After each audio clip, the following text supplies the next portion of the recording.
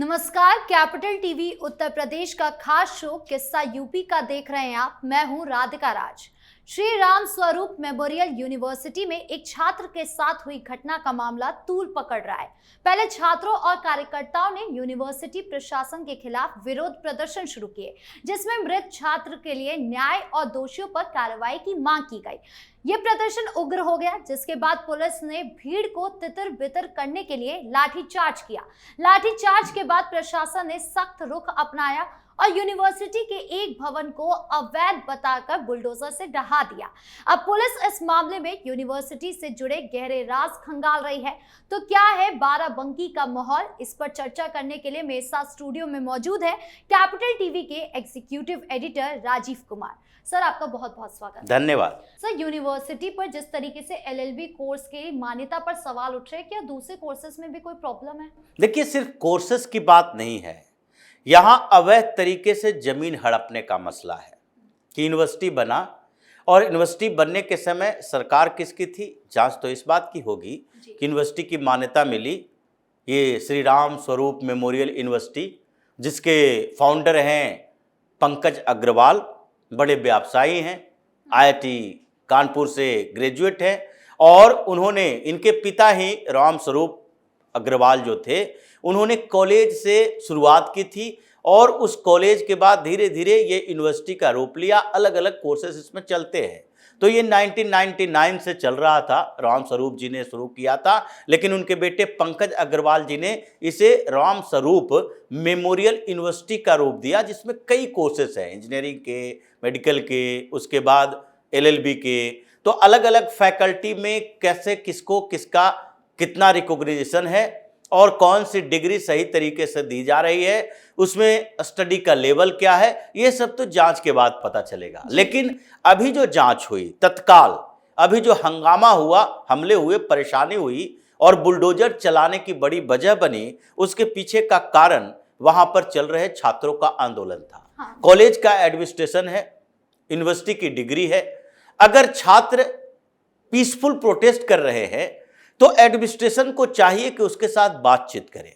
छात्र अगर प्रोटेस्ट कर रहे हैं तो डायलॉग से समस्या का समाधान निकाले, उनकी बातों को सुने, समझे और उसके बाद उस पर आगे कार्रवाई करे। लेकिन इन लोगों ने क्या किया, इन लोगों ने गुंडागर्दी शुरू कर दी।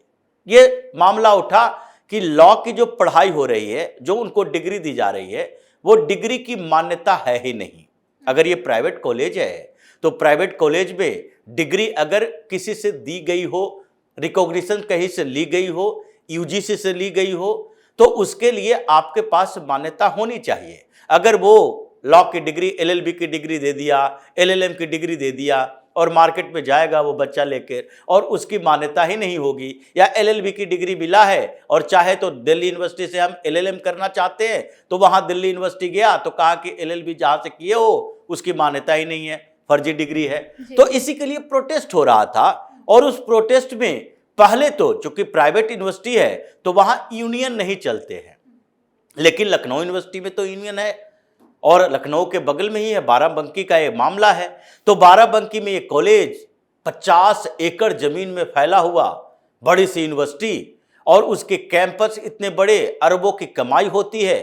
तो ऐसे में वहां के कुछ लड़कों ने, कुछ छात्रों ने जो प्रोटेस्ट किया, एडमिनिस्ट्रेशन को लगा ये मामला बढ़ जाएगा, तो इसी को दबाने की कोशिश की जाने लगी। छात्र परेशान हो गए, यूनियन है नहीं वहां पर। तो इसके लिए फिर उन लोगों ने संपर्क किया लखनऊ यूनिवर्सिटी से और वहां पर एबीवीपी के जो संघ के संगठन हैं, छात्र संगठन, भारतीय जनता पार्टी का तो नहीं कहा जा सकता, लेकिन संघ का संगठन है, छात्र संगठन अखिल भारतीय विद्यार्थी परिषद, उसके यूनियन से इन लोगों ने कंसल्ट किया और अखिल भारतीय विद्यार्थी परिषद के छात्रों ने उस प्रोटेस्ट में हिस्सा लिया। जब इनको लगने लगा, यूनिवर्सिटी प्रशासन को, कि ये प्रोटेस्ट बढ़ता जा रहा है तो हम फंस न जाएं, उन लोगों ने लाठीचार्ज करवा दी और वो भी कॉलेज के एडमिनिस्ट्रेशन ने फैसला लिया और वहीं के जो गार्ड्स थे उन्होंने लाठीचार्ज की और उसमें एबीवीपी के कुछ छात्र जो हैं वो घायल हो गए, 6-7 लड़कों को चोटें आई और फिर इसके बाद ये मामला पुलिस के पास चला गया। जब पुलिस के पास मामला चला गया तो वो तो जांच होनी थी और जांच जब हुई तो पता चल रहा है कि वहाँ पर कितने घपले घोटाले हैं। जी। और घपले घोटाले में ये 50 एकड़ में जो फैली हुई यूनिवर्सिटी है उसमें 6 बीघा जमीन इन लोगों ने हड़पा है। ये उसी तरह का मामला है जैसे आजम खान का जौहर यूनिवर्सिटी था। आजम खान के जौहर यूनिवर्सिटी में विवाद वैसे ही शुरू हुआ और उसके बाद जब इन्वेस्टिगेशन शुरू हुआ तो पता चला ये जौहर यूनिवर्सिटी जिस जमीन पर बनी है, जो ट्रस्ट के जौहर ट्रस्ट के साथ इन लोगों ने डील की है, ये तो सब फर्जी है। वहां के लोगों ने कंप्लेन करना शुरू किया कि हमसे जबरदस्ती ले लिया गया है। वहां पर सरकारी जमीन पर कब्जा करके ये जौहर यूनिवर्सिटी बना दिया था और इसीलिए जौहर यूनिवर्सिटी जौहर ट्रस्ट सब सीज कर लिया गया। आज आजम खान जेल के अंदर है। ये जौहर यूनिवर्सिटी वाले मामले में ही है, अवैध तरीके से जमीन कब्जा करने का मामला था।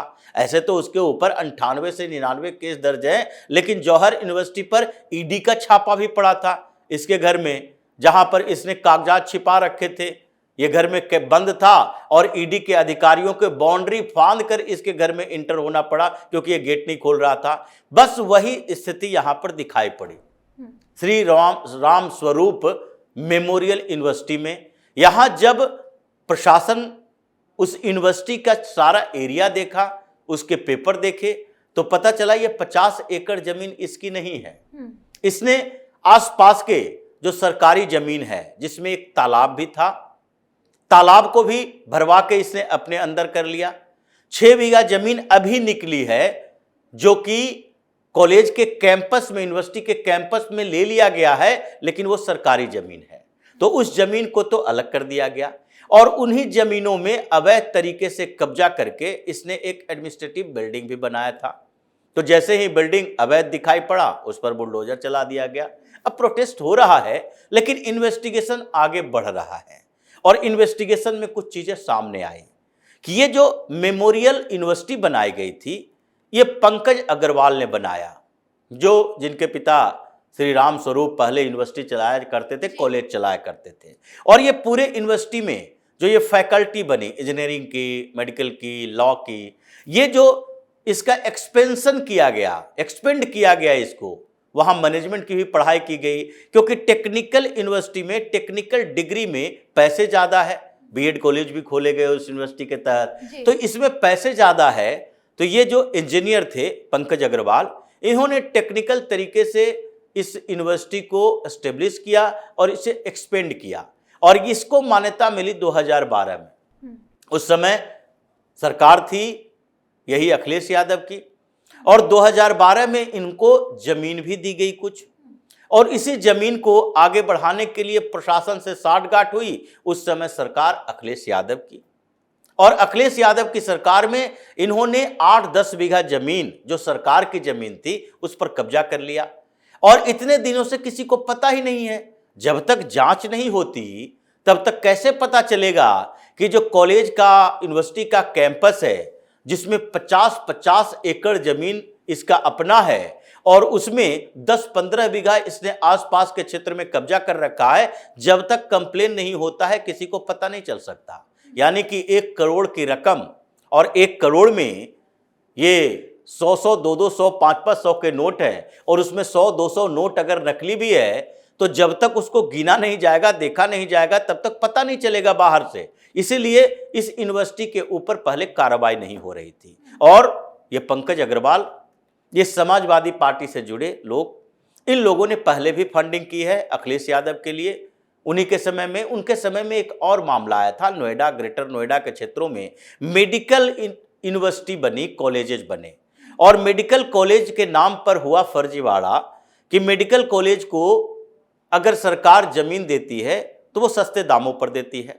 और उन लोगों ने क्या किया कि 10 एकड़ जमीन सरकार से लिया, 3 एकड़ जमीन पर इन लोगों ने कॉलेज बनाए और 7 एकड़ जमीन पर कॉमर्शियल कॉम्प्लेक्स बना दिया, जबकि वो जमीन जो दी गई है अस्पताल के लिए और कॉलेज के लिए, यानी मेडिकल कॉलेज कम हॉस्पिटल, उसके लिए दी गई है। तो ये फर्जीवाड़ा भी सामने आया था जिसका इन्वेस्टिगेशन हो रहा है। उसी तरह का फर्जीवाड़ा इस यूनिवर्सिटी में है और आगे अब जितना भी ये लोग हंगामा करते रहे, कुछ भारतीय जनता पार्टी के लोग भी हैं, कुछ ऐसे लोग भी हैं जो सरकार के खिलाफ प्रदर्शन कर रहे हैं, कि नहीं नहीं इस यूनिवर्सिटी के खिलाफ कार्रवाई नहीं होनी चाहिए। लेकिन अब जब फर्जी चीजें पकड़ी जा रही है, उसमें कनेक्शन धीरे धीरे सामने आ रहे हैं, किन लोगों को इसने पैसे दिए, किन लोगों ने इसके पैसे के बदले जमीन दी, ये सारे मामले खुल रहे हैं तो परेशानी तो होगी।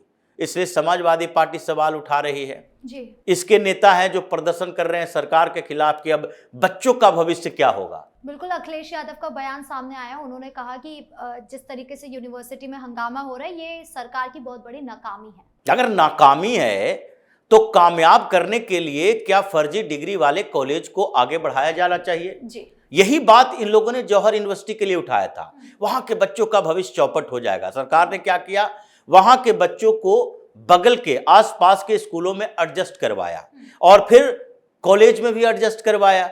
तो उन लोगों को कहीं ना कहीं कंसर्निंग यूनिवर्सिटी कॉलेज में एडमिशन मिल गया, लेकिन जो फर्जी कॉलेज चल रहा था उस पर तो ताला लग गया है। उसी तरीके का यहां है, अगर वहां के बच्चों की परेशानी है तो उसके एकेडमिक सेशन वैसे ही चलते रहेंगे। वो वसूली जो होगी ये पंकज अग्रवाल से होगी और इसके लिए 6 बीघा जमीन पहले के जब्त किया गया, 27 लाख रुपया का जुर्माना इन लोगों के खिलाफ लगाया गया है उस जमीन पर कब्जे के लिए। और उसके बाद आगे कैलकुलेट किया जा रहा है इस बात के लिए कि इस 6 बीघा जमीन का रेंट इतने सालों का कितना हो सकता है। ऐसे नहीं छोड़ा जाएगा।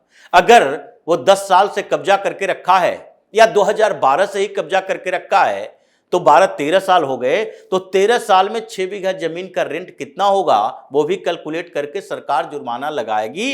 अब ये फंस चुका है, इसलिए अखिलेश यादव जैसे लोगों का शरण ले रहा है कि हमने पहले तुम्हें पैसे दिए हैं, अब आगे हमारी सहायता करो, नहीं तो हम डूबेंगे और तुम्हें भी ले डूबेंगे। इस मुद्दे पर ज्यादा जानकारियों के लिए आपका बहुत बहुत धन्यवाद। धन्यवाद। तो जिस तरह से इस मामले की गंभीरता को समझते हुए योगी प्रशासन ने यूनिवर्सिटी के खिलाफ सख्त एक्शन लिया है, उसकी सराहना पूरा प्रदेश कर रहा है। साथ ही इस पूरे मामले की गहन जांच चल रही है। अब देखना यह होगा कि जांच में क्या कुछ सामने आता है। आपकी इस पर क्या राय है, कमेंट बॉक्स में जरूर बताएं। वीडियो को लाइक करें, शेयर करें और हमारे चैनल को सब्सक्राइब करना ना भूलें। धन्यवाद।